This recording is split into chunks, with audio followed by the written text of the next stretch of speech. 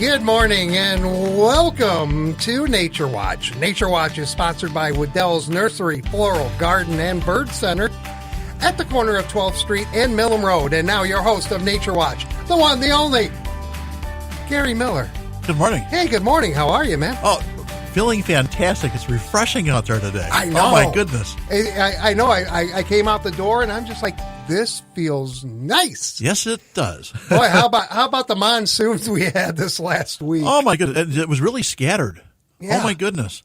So on Tuesday, in 40 minutes or less, we had 1.4 inches of rain at Waddell's. Wow. 1.4 inches of rain. Just downpour. It was raining so hard at times you could hardly see. Yeah. And that was earlier in the afternoon, so about 3:30, 4 o'clock or so. By the time we left at 6 p.m., we had another 1.1 inches. So we had 2.5 inches. And another 0.3 overnight. I had at my house out southeast of Vicksburg a total of 1,500. It's not even 2/10. It varied. It varied. It's like lake effect in a way. Yes. You know, Yes, it is. Some get piled on, others don't. Yeah, we had quite a rain event yesterday over on the east side when I was over there. So flooded everything out. It was really momentarily. scattered. So the heavy rain we had yesterday afternoon, I had nada at my house. Did get some overnight, had another 0.6 overnight, but the afternoon rain, nothing. Missed it both ways. Yeah, east side of town, you know, massive puddles in Yes. parking lots and stuff like that. You come over to Westwood, and I see dry roads. My wife said she was watching the rain come in late yesterday afternoon, early evening, because I was at work, and she said she could see the rain coming across the field. It got to the edge of the field and never came across the roadway. So it was pouring out in the field, nothing at our house. Okay. So the drought monitor is probably a big scattered mess right now. It is because when they checked it Tuesday morning, it was before all these torrential rains, and a lot of this rain ran off because it was so heavy at times. Yeah. But there is a lot of it that soaked in because there weren't a lot of puddles everywhere until just recently in the last day or so. But it hadn't changed a whole lot. I'm going to guess we're going to see a little bit of a change this next Tuesday when the report comes out Thursday to see what it looks like. Right. But we're still on that dry side, and right now we're losing a lot of water just from plants using it. So either evaporation, transpiration through the leaves. We're approaching that time frame now that we're losing about not quite a quarter of an inch of water a day. It doesn't seem like it. Well, when you walk out in the last couple of days, it felt like it was all in the air. Yeah. You're thinking, man, all this moisture, and it's still not really making an impact. Well, because if you think about that, we need really just to sustain plants right now. We need almost 1 3/4 of an inch of rain every week. Nice, slow soaking rain. And if we don't get that, we get drier and drier, and that's why the drought monitor has stayed in that dry side. We'll see. Maybe we'll get up a little bit this week, but we've got chance of some rain coming up this next week, some heat. So enjoy today, and I say really enjoy today because this is the second day of Waddell's pollinator event, and we do not have power at the store this morning. You are affected as well. Yes, we are. They were affected yesterday. They are. We will open at 9. We will have the pollinator event. However, there are no lights in the store and no air conditioning. So this comfortable air is very comforting. Okay. Nice not having that heat to affect the plants. I mention that because it goes until 2 p.m. today, so 10 a.m. to 2 p.m. At 2, they are planning on releasing the butterflies, so we don't have to babysit them all weekend. And so at 2 o'clock, they're going to release the butterfly, and there's a few moth in there. So they've got this neat assortment of pollinators. So they got monarchs, they've got Baltimore checker spot, buckeye, Gulf fritillary, painted lady, question mark or commas, red admirals, and zebra swallowtail. And you can actually take some neat photos of that. They get some neat crafts to do for the kiddos. So might be a nice day to come out and enjoy that and stick around at 2 o'clock, and you can help watch the butterflies get released. Yeah, there you go. So all native species. Neat to watch those and see them go out, and hopefully they can establish a colony or something here. I just checked the Consumers Energy outage map, and your power outage, the ETA to restore is 1:15 this afternoon. That's what they texted me. So 1:15. So we might have power just before we we release the butterflies. Well, yeah, there you go. The other sections of portage, you're looking at about 12 noon. That was the portage, the one in southern portage, equipment failure is the reason for that. Yours was trees from yesterday's storms. Yes, the tree. So the tree. So I was actually had already gone home before the trees fell and knocked the power out. So I missed that by a little bit. It was raining. It was really slow. Not too many customers coming in because it was really hot yet. Okay. Yeah. If you're trying to join in, 269-382-4280. I'm a one-man band once again today. It seems that's the way it is every week.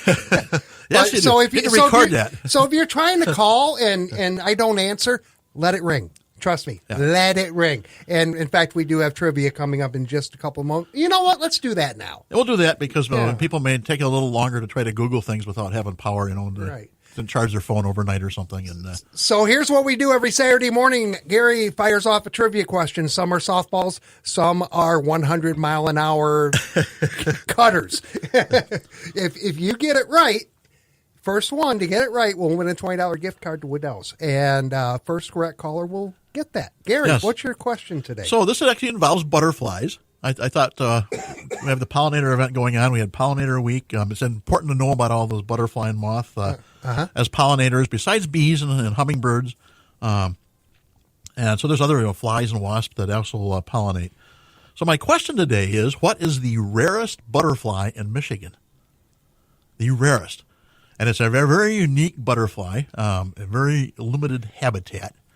And so my question again is, what is the rarest butterfly in Michigan? That pretty much narrows it down, doesn't it? Yes, it does. Yeah. 269-382-4280. First correct caller will win. And it's interesting because there's several butterflies that very limited population, but this one is very notorious, actually worldwide, as being very, very rare.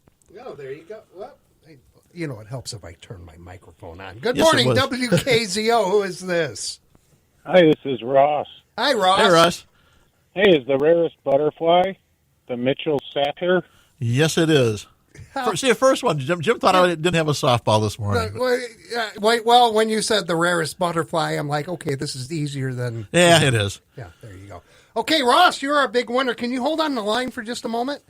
I can. Cool. I need to get some information from you, so stand by if you could, please, Ross. And we'll be back in just a few with more Nature Watch here on WKZO.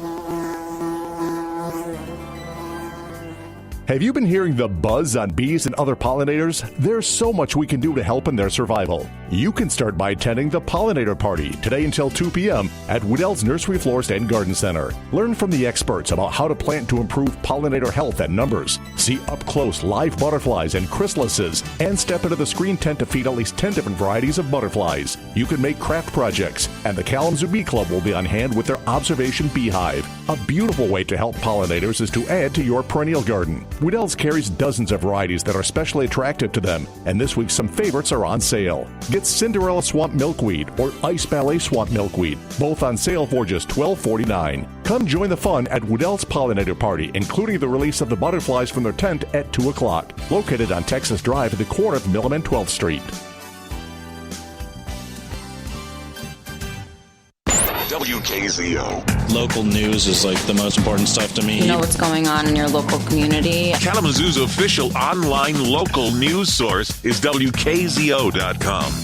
843, Ross from Colon, our winner this morning of a $20 gift card to Waddell's as Nature Watch continues with our nature guy, Gary Miller. So Mitchell satyr is, there's actually a couple of butterflies that are very rare. Mitchell's is very, very rare.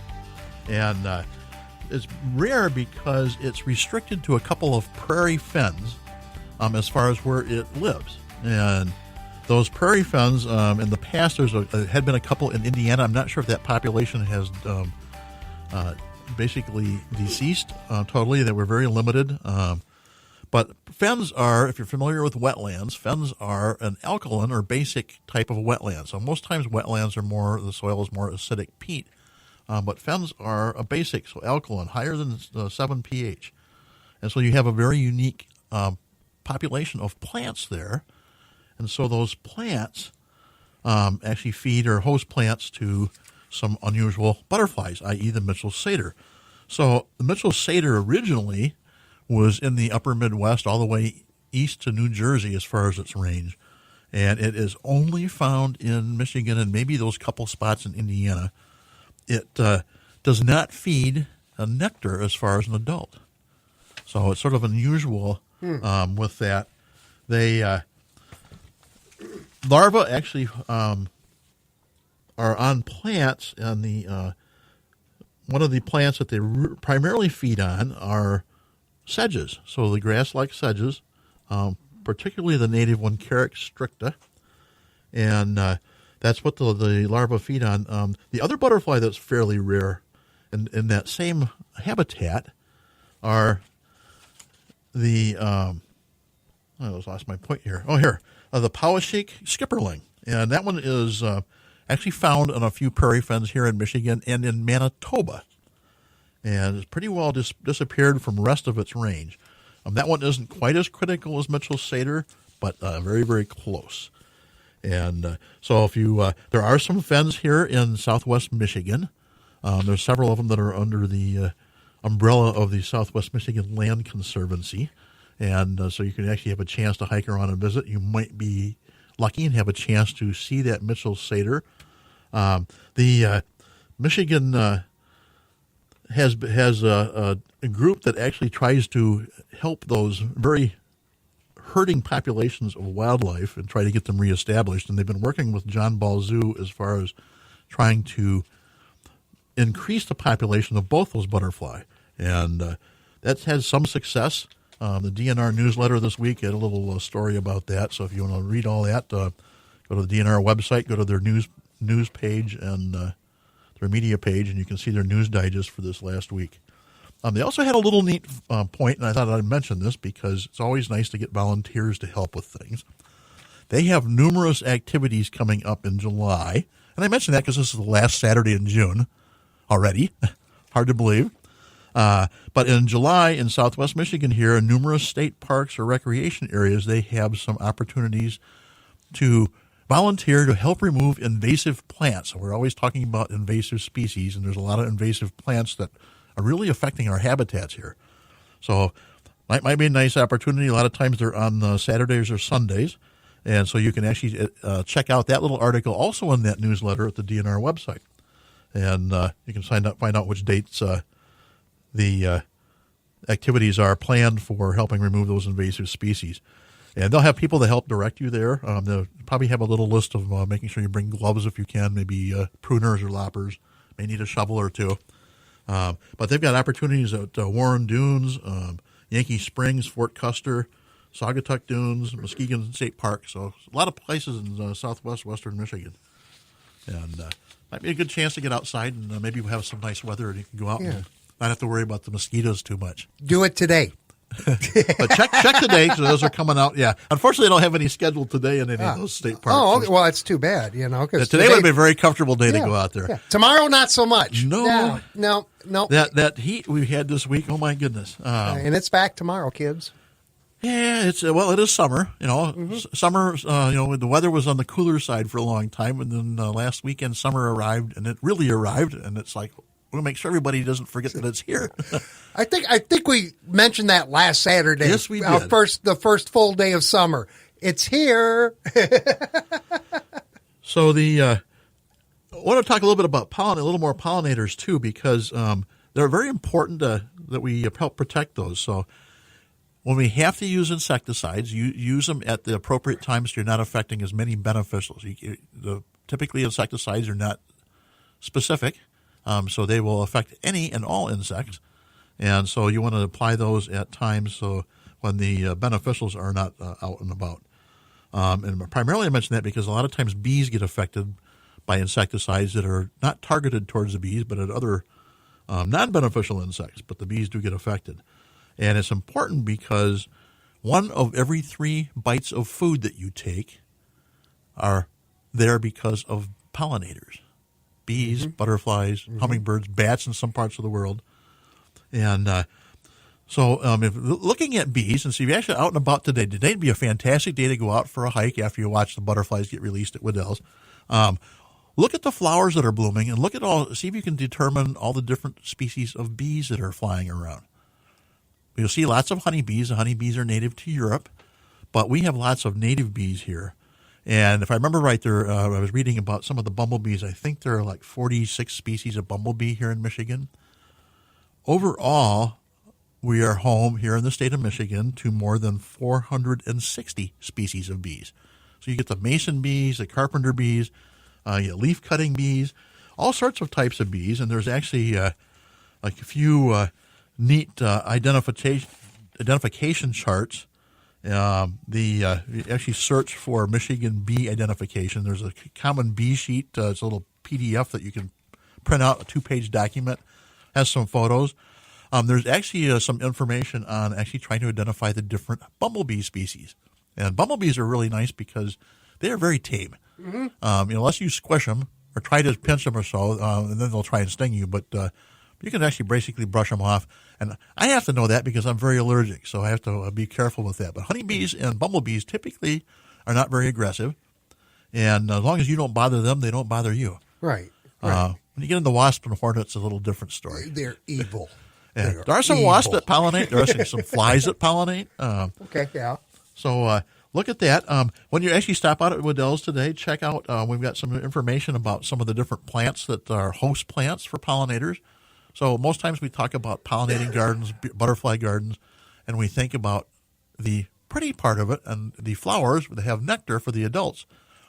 But they have to have something to eat as a young or larva before they can get to that adult stage. And so we need to know what those host plants are. And those host plants are very critical. There's all sorts of information out on host plants. And actually the National Audubon Society has a great resource on pollinating plants for pollinators. The Xerces Society, so that's Xerces, Xerces Society is a Society for Invertebrate Conservation, and they are participatory with actually several groups, including the Pollinator Partnership, and they actually have some neat publications on a very extensive list on pollinators, butterfly moth, but also plants for pollinators as far as host plants. And they some of their lists, they have some extensive lists of when the blooms are out, so you know you've got bloom 2 for those adult pollinators. And so that's very important to have those pollination plants out there. So that's our latest buzz today on pollinators. I thought I'd get Jim eye roll. With excellent comedy, Gary Miller. Yes. So a couple other events coming up next Saturday, the 5th of July, so the day after the Independence Day. Mm-hmm. We have another public observing session at the Kalamazoo Nature Center with the Kalamazoo Astronomical Society. That starts at 9:30, goes to 12:30 a.m., so 3 hours. The highlights of the night are going to be the moon and double stars of summer. So hopefully we have some clear skies next Saturday. It looks like it might be, but we're out so far in forecast it's hard to tell for sure. Who trusts a 7-day? Yeah. Even though, that I would say they're hitting at about 80%. It seems. They've actually been pretty lucky with their public observing sessions. Most times they happen to hit dates that seems like it's pretty clear out there, so which is nice. Right. Knowing that we get a lot of clouds here in Southwest Michigan, that's pretty lucky. Mm-hmm. Actually coming up a week from Monday, so on the 7th of July, Kalamazoo Area Wild Ones is doing their monthly meeting at the Portage District Library that starts at 6:30. And their talk this month is going to be Wildlife Ponds, Your Garden's Missing Piece. So something about doing just a small water garden or bigger water garden. And that's with Bart Litchens. He's a wildlife pond advocate. And I mention that because we actually have a lot of pond supplies at Waddell's. And so you get that pond going. We get all sorts of materials to help build those ponds, the products to help keep those ponds healthy, and including plants. So we have plants for those wet water situations. So nice, if you have that space in your garden to have that little water feature pond, it's nice and relaxing.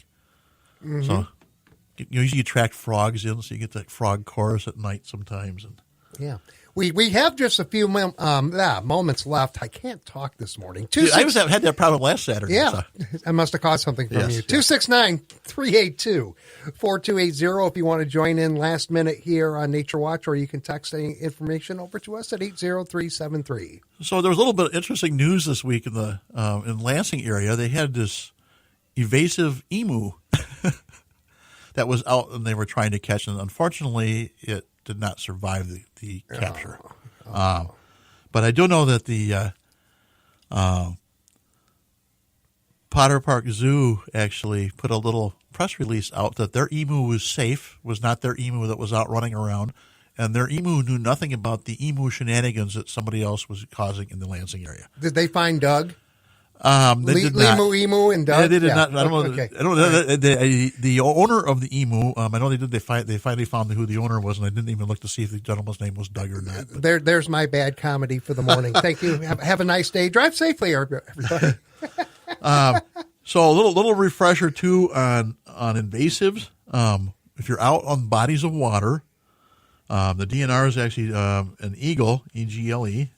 The State Department's actually put a little bulletin out again showing some of the invasive plants that you see in bodies of water. Plants, and there's actually some animals, so some crayfish and some fish, but the plants especially.